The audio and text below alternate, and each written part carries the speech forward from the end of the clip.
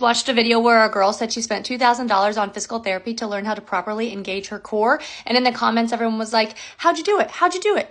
And she never said the exercises or how to do it. And so I'm going to teach you. She went on to talk about how she has a diastisis rectus, which is basically a split in your abdomen. It's very common after pregnancies, but sometimes people just have them. I have a little bit of a one. A little test you can do to see if yours is like excessive or needs core training. The test is to put like do two fingers like this, horizontally, like just a little bit above your belly button, lying down and relaxing, and see if you can like squish your fingers in, and like if they like dip into this little sinkhole, then you may have a rectus diastasis. And oftentimes core exercises that people are familiar with make them worse. So like sit-ups, crunchers, anything where you're like hoo-ah, hoo-ah, hee-ah, ha, cha.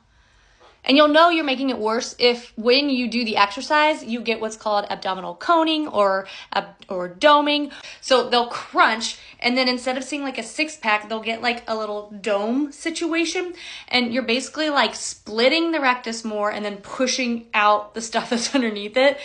That's excessive, but anyway, it's not really very good for you. So in this girl's case, I don't want to say it was like a vanity thing, but she was like, this is a vanity thing. Sometimes people are concerned with it because it looks funny. Sometimes people are concerned with it because it gives them low back pain. Sometimes it's associated with incontinence because these muscles are all connected to the pelvic floor. Now, I will just go ahead with a disclaimer here. Pelvic floor physical therapists, they are the ones that are so good at teaching this. I am an orthopedic physical therapist, and where I do know about it and I've been trained in it, I will say a pelvic floor physical therapist is like 20 times better at teaching it than I am. But I'm going to give you the basics and where to start and what to look for if you're doing it wrong and what to look for if you're doing it right. I find that the easiest way to teach it and for people to learn is to lie on your back with your knees bent. Oh, you want me to lie down? Okay. Hello.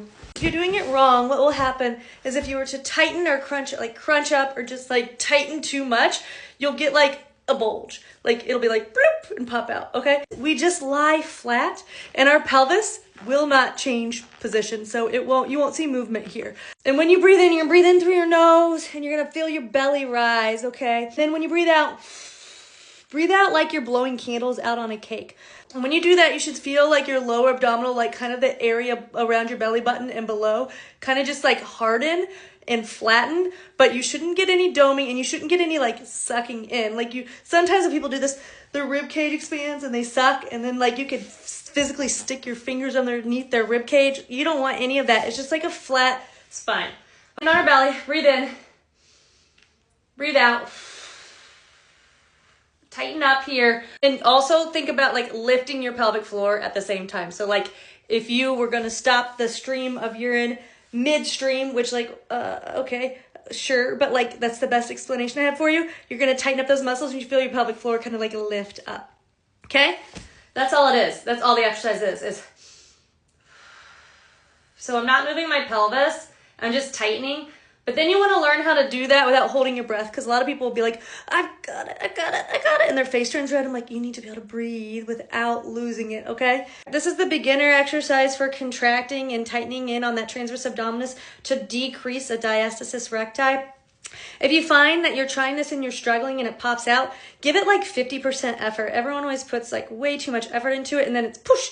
Don't be a tryhard here. This is not the place to be a tryhard. Like kind of be lazy with it and you'll do better, okay? And I went to a pelvic floor class and they talked about how like some people have a diastasis recti, so they were told they can't do X, Y, Z. But the course that I went to said that as long as it doesn't increase this space in the diastasis recti, as long as it doesn't expand it, you can do whatever exercise and play whatever sport and do whatever you want to do, just as long as it doesn't expand. So like you can do planks, but you only if you have the strength. And if you don't have the strength, you know, because you'll try to do it and then you'll dome. There's no sense in doing any advanced exercises or anything harder than the basic level. If you can't do the basic level, you'll just make it worse. Start with the basics, master them, and then advance. And don't try to advance too quickly or else you'll make it worse.